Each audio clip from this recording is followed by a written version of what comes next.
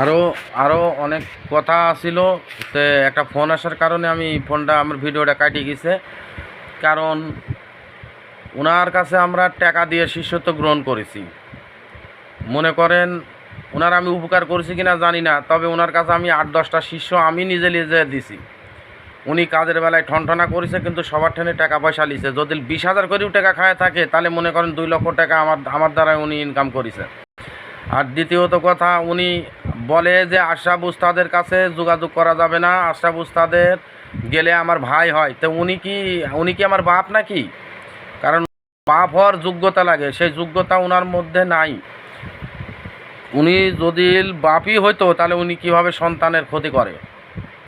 এটা আমার একটা প্রশ্ন। দ্বিতীয়ত কথা, উনি শিষ্য যদি সন্তানের মতন হয়, কোন একদিন কি উনি আমার সামনে পড়লে ওনাকে আমি সালাম না দেখি পাড়ি দিতে পারবো? কারণ উনি 1 মিনিটের লাগে হলেও আমার উস্তাদ ছিল। ওনাকে আমি এখনও সম্মান করি।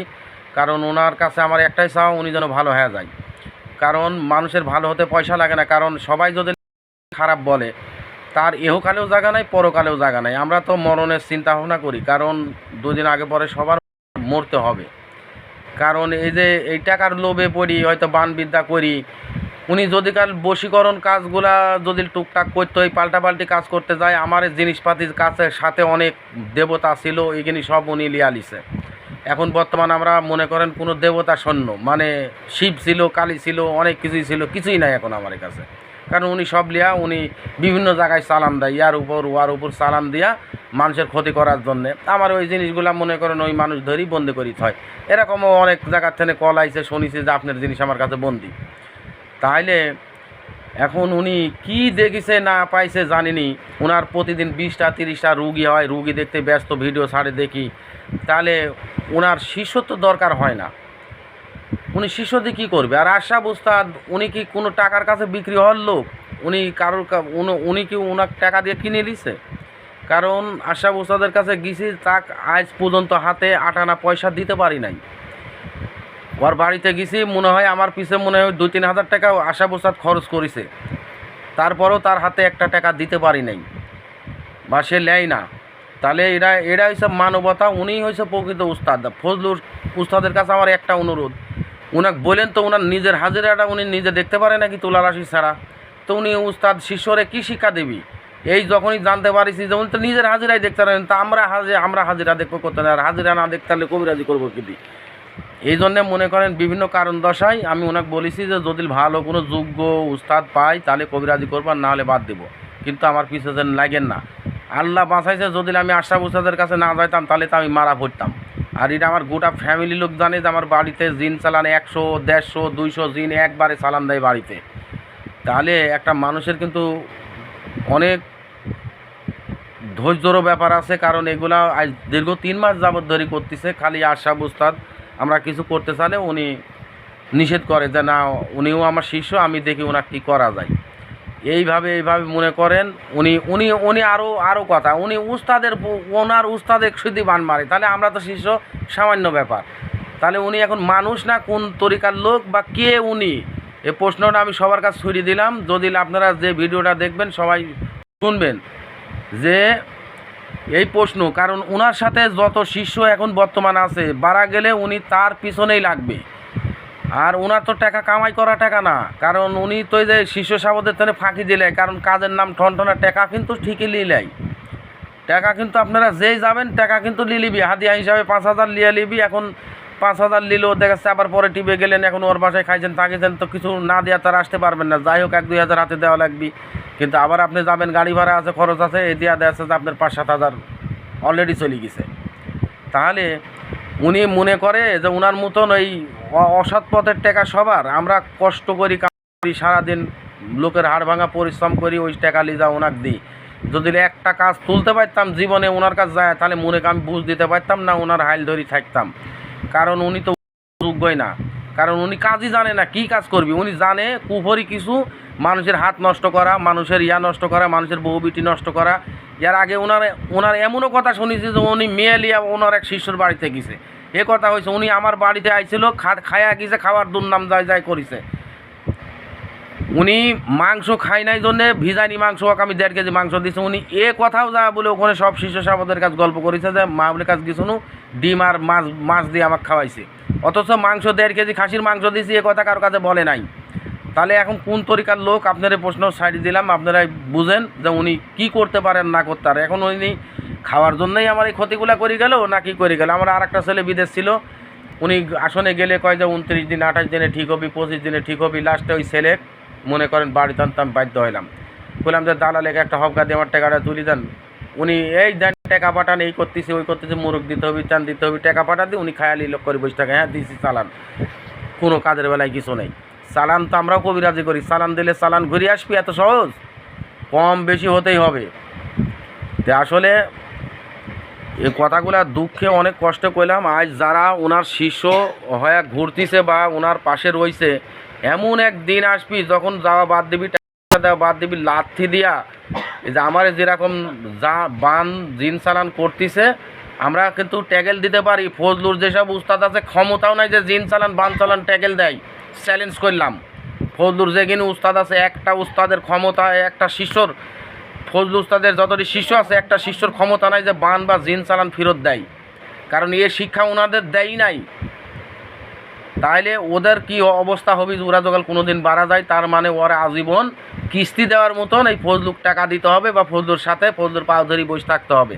কারণ সবাই একরকম, আমরা ফজলুর পা ধরি বসে থাকবো না, প্রয়োজনে কবিরাজি বাদ দিয়া দিব। আর আশরাফ উস্তাদের কাছে গেলে ওনার এত আকর বাদে কিসে? কে উনি যে ওনার কথা মতন আমাদের চলতে হবে? উনি আশরাফ উস্তাদের কাছে যাওয়া যাবে না। আশরাফ উস্তাদে উনি কত টাকা দিয়ে কিনেছে? উনি এ কথা বলিছে যে আশরাফ উস্তাদে জহিরুল কত টাকা দেয়, দরকার হয় আমি একবারে 50,000 মারি দিব। আশরাফ উস্তাদ টাকায় বিক্রি হওয়ার লোক, উনি লোক চিনে?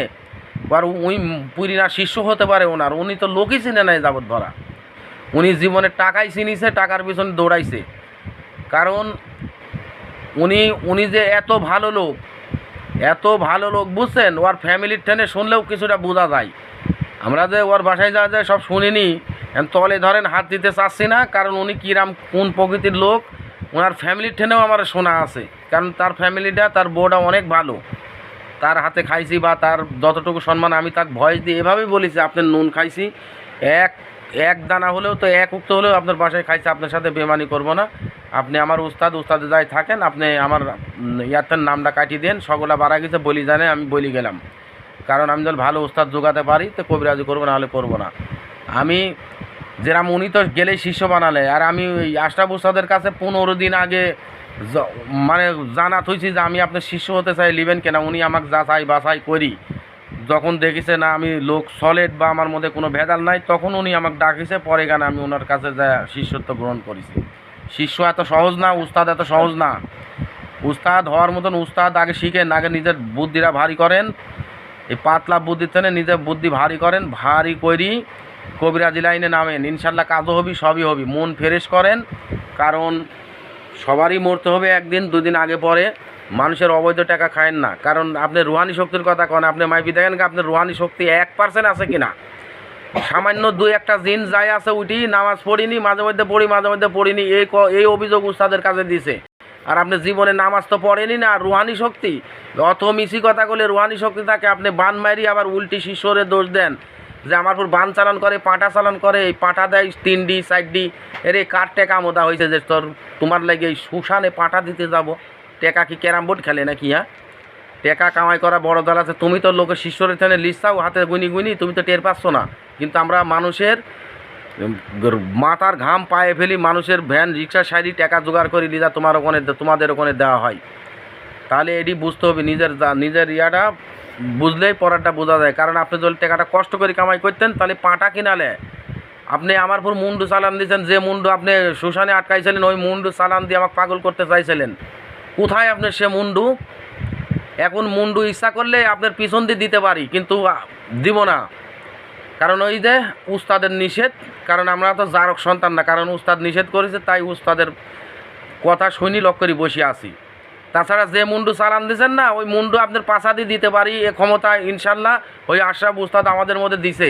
এই কয়দিনের মধ্যেই ওই মুন্ডু আপনাকে দিতে পারি ফেরত, এ ক্ষমতা দিছে। কিন্তু আপনার এখন বদনা লিয়া ওই বাথরুমে যাওয়া ছাড়া আর কোনো কাজ আপনার নাই। আপনাকে এইটুকুই বললাম যে ভালো হলে পারে সবাই তার ভালো চাই, কিন্তু আপনাকে অনেক আশা বুস্তাদ ছাড় দিছে, অনেক ইয়া করেছে। আশা বুস্তাদ একটা কথাই বলিছে জীবনে, যে ফজলু যত বান মারে মারুক, ওনাক তোমরা যেন কোনো কিছু বান মারো না, কিছু কোনো ক্ষতি যেন করো না। উনি কিছু যত মারে আমি সাইডে দেবো, তোমরা যেন কোনো ক্ষতি আর করি না। তার কারণে তুমি ঠ্যাংখাড়া করি এখনো ঘুরি বেড়াচ্ছ। তাছাড়া ভাগাড়ে যাতে ময়লার ভাগাড়ে, ওই যে কইছে না নয়নতান্ত্রিক যে ময়লা টোকায় টোকা খাইতে, ময়লাই টোকায় খাওয়া লাগবে 2 দিন আগে পরে।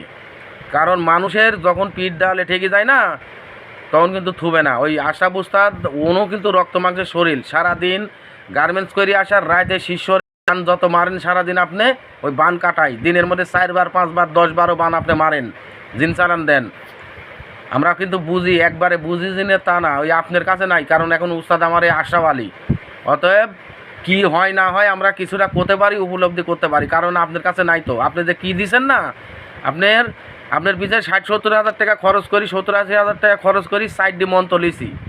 60 মন্ত্র আপনার বই যখনই জেনের কাছে দিছি, কইছে বইয়ের কোনো দাম নাই, কয় ফালা দিছে, সাথে সাথে বই লিয়ে আসি। বই দিয়ে এখন মনে করেন বাদাম খায় বেড়ায় চাল পালে, কারণ ও বইয়ের কোনো মন্ত্রের কোনো মূল্যই নাই, চলে না।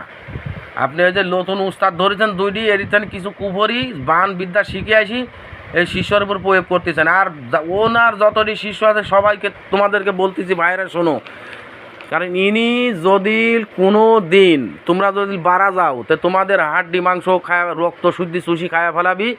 যদি বাঁচতে চাও, হয় প্রশাসনের আওতায় যাও, যায় ইনার কাছ থেকে বাড়া যাও, তাছাড়া তোমাদের চুষি শেষ করি ফেলাবি। জীবনে কবিরাজি তো শিখতেই পারবে না। আর প্লাস দ্বিতীয়ত কথা, যদি লিয়ার কাছ থেকে বাড়া যাও, তোমাদের ইনি ছাড়বে না, মারি ফেলাবি। তখন বুঝবি কি যে ওই অসুখে পড়ি ভুগে ভুগে মরিছে, প্যারালাইসিস হয় ভুগি ভুগি মরিছে, কবিরাজ শিখতে যায় মারা গেছে, এই লোকে বলবি। কিন্তু আসল ঘটনা তো তোমরা তলা হাত দিয়ে যাও নাই। এই যদি ভাই আমি যদি এই টুকিটাকি না জানতাম, বা আমার আশা বুস্তাদ যদি না থাকতো, তাহলে আমরাই এরম হয়ে যাইতাম। ওই তো প্যারালাইসিস করি আমাদের সারি ছিল। যেভাবে হোক ধরো আল্লাহ মালিক, আর নিচে আমার উস্তাদ আশরাফ আলী, ইনি আমাদের সেভ করেছে। যেভাবে হোক আমরা বাইসে গেছি। তবে ইনার ছত্র ছায়াতে এখনও সময় আছে ভাইরা, তোমরা বাড়া চলে যাও, অন্যত্রে যাও, যায় কবিরাজির দরকার নাই, দরকার অন্য কিছু করি খাও, গার্মেন্টস করি খাও, বা অন্য কিছু করি খাও, কিন্তু ইনার কাছে থাকি না, কারণ ইনি লোক ভালো না। উস্তাদ যদি ভালো না হয়, তার শিষ্যরা জীবনে ভালো হতে পারে না। কারণ উস্তাদ জল খারাপ লাইনে দেয়, শিষ্যরা কোথায় যাবি? ওই শিষ্য ওই খারাপ লাইনেই যাবি। যেরকম আমার আশরাফ উস্তাদের নিষেধ আছে, কাউকে বান মারবেন না, কারোর ক্ষতি করবেন না, কোনো মেয়ে সালে প্রয়োগ করবেন না অবৈধভাবে, কারণ মানুষের ক্ষতি করবেন না, এগুলো উস্তাদের নিষেধ। 5 ওয়াক্ত নামাজ কালাম পড়বেন, এগুলা উস্তাদের আদেশ, এগুলো আমরা পালন করি, তসবিহ তেলাওয়াত করি। আর ওনার রুহানি শক্তি সারাদিন, কয় মিছি কথা, সারাদিন একটা সত্যি কথা বলে না। ওনার বলে রুহানি শক্তি 400-500, মানে আসনে কয় আর ফি করে হাসি বাঁচানো। ওনার তোলার হাসি বলে, ভাই আপনার নামে মুন্ডু সালাম দিছে পাটা খাওয়া দিয়া, বাইরে আসি খুব হাসতিছে, যে আজ দিছি মাহবুলে বইরা, যে হলিগান মাহবুলের মুন্ডু মাহবুলে সালাম দিয়া দিছি, কখন পরে আমাকে অন্য রোগ দিয়া, তোলার রাশি দিয়া, অন্য লোক দিয়ে ফোন দিয়া খোঁজ লাই, আমি পড়ে গেছি না, সুস্থ আছি। তো এইসব খেলা বাদ দেন, দেয়া মন মানসিকতা ভালো করেন। 2টি বাচ্চা আছে, সন্তান আছে, এমন কিছু করেন না যাতে আপনার রাগ আপনার সন্তানের পুর কেউ খাটা আপনার সন্তান 2টির ক্ষতি করে। তারা মাসুম বাচ্চা, তাদের আমি অনেক ভালোবাসি, তারা আমার ভাইয়ের মতো বা আমার ভাইস্তির মতো, তাদের অনেক শ্রদ্ধা করি, ভালোবাসি। কারণ এমন কিছু করেন না যে হয়তো আপনার রাগ হয়তো কোনো শিষ্য আপনার ছেলে বা সন্তান বইয়ের প্রতি খাটায়, এসব কিছু করেন না উস্তাদ। আপনার পায়ে 2 খান ধরি, আমি যদি ভুল বলি থাকি তাহলে মাফ করবেন, আর যদি ভুল না বলি থাকি, যদি কথাগুলো তাহলে ভালো লাগে, তাহলে আদেশগুলো মাইনি চলেন। আমি শিষ্য হিসাবে আপনাকে আদেশ দিলাম, যদি মাইনি চলতে পারেন তো জীবনে মানুষ হতে পারবেন বা কিছু করতে পারবেন। তাছাড়া ওই যে নয়নতান্ত্রিক বলেছে যে ময়লা টোকা খাওয়া লাগবে রাস্তাঘাটে, আপনার ময়লাই টোকা খাওয়া লাগবে। কারণ উনি কথাটা এখন সত্য বলুক আর মিথ্যা কথা বলুক, যেভাবে বলুক উনি বলি ফেলাইছে। কারণ ওই যে কইলাম, যেরকম আপনি মারতেছেন আর সব আমরা চায়া দেখতেছি, কারণ আমার পীরের নিষেধ। পীরে যখন অর্ডার দিবি যে চালাও, তখন 4 থেকে যখন 8-9-10 জন যখন আপনাকে মারবি, আপনার বাপেও ট্যাকেল দিতে পারবে না তখন। এটুকুই খালি কইলাম। তো যাই হোক উস্তাদ, ভালো হয়ে যান। যদি কোনো ভুল ভাঙতি কই মাফ করে দেন, কারণ আমরা ছোট মানুষ, আমরা সালপাল মানুষ, আমরা ভুল করতেই পারি। যদি এর মধ্যে কোনো ভুল ত্রুটি বলি থাকি, কারণ এই কথাগুলো দুঃখে কইলাম, কারণ আজ 3টি মাস সুখে নাই। হয়তো এমনও দিন যায় 3 দিন 4 দিন ভাত খাইনি, ভাত পানি খেতে পারিনি, শরীর শুকা যাচ্ছে, মানুষে কয় কী হয়েছে, কবিরাজি শিখতে যায় কিন্তু মরবে নাকি, অনেক ধরনের অনেক কথা বলে। তে কী হয়েছে সেটা আমরাই জানি, আমার এই মনে জানে যে কী হয়েছে আবার করতে কী হচ্ছে। তো এই জন্য উস্তাদ কথাগুলো দুঃখে পড়ি বললাম, কিছু মনে টনে করেন না। যদি মানুষ হতে চান তাহলে ভালো হয়ে যান, মন মানসিকতা ভালো করেন। আর আল্লাহ ভাত ভিক্ষির অভাব দেবে না, রেজেকের মালিক আল্লাহ, আল্লাহই চালাবে। আর এই আল্লাহ কাকুক না খায় রাখে না দুনিয়ার বুকে। তে ভুল ত্রুটি হলে মাফ করবেন, কারণ আমরা ছোট মানুষ, আমরা শিষ্য আপনাদের। আপনার কাছে যাবো না, একটা কথা হলে আপনার সাথে দেখা হলে আপনার সাথে কথা করবো, আপনাকে সালাম দিব বা আপনাকে সম্মান করবো, এটা আমাদের দায়িত্ব। আমরা সালপাল হিসাবে, শিষ্য হিসাবে যতটুকু দায়িত্ব, আপনি এখানে একটা বিদ্যালয়েও লিখি আপনি উস্তাদের জায়গায় থাকেন, এইটুকুই আমার কামনা। আর ওনাদের শিষ্যদের কাছে যাই বলতেছি, ভাইরা তোমরা তো কবিরাজি করতে চাও, বারা চলে যাও, এনাক সম্মান করো, কারণ ইনি একটা মন্ত্র দিলেও দিছে, কারণ ইনার কাছে কুফরি কালাম আর জাদু ওই বানবিদ্যা ছাড়া এনার কাছে বশীকরণ কাজ, যদি একটা চ্যালেঞ্জ করলাম আমি, যদি কোনো শিষ্যর একটা বশীকরণ কাজ উনি তুলে দিতে পারে, বা আমার আজ 1-1.5 বছরের মধ্যে উনি আমার একটা কাজ তুলে দিয়েছে এরকম প্রমাণ দেখাতে হতে পারে, আমি ওনার কাছে আবার যা মাপ চাবো বা যায় ওনার হাত ধরি বায়াত গ্রহণ করব, আমি ওনার আয়ত্ত আমি চলে যাব। কিন্তু উনি আজ 1.5 বছরের মধ্যে আমি আমার নিজের সন্তানের কাজ করতে পারিনি, আমার নিজের ভাগ্নির কাজ করতে পারিনি, উস্তাদ দিক দিয়ে করা নিতে পারিনি, টাকা গেছে সব গেছে, কিন্তু আমার কাজ করে দিতে নাই, তাহলে কী করবো ভাই ওখান থেকে? এই জন্য আপনারা বলতেছি সময় থাকতে যার যেটা কর্ম করেন ওই কবিরাজি বাদ দেন গা, কারণ এই জগতে কবিরাজের শত্রু, জগৎটা খুব খারাপ। বাড়া যান বা ভালো হয়ে যান, সবাই যার যার মতন স্থান নেন, কারণ সবার বাল বাচ্চা আছে। এখন আজ আমার দল একটা ক্ষতি হয় যে আমার 2টি সন্তান আছে, তারা কীভাবে চলবে?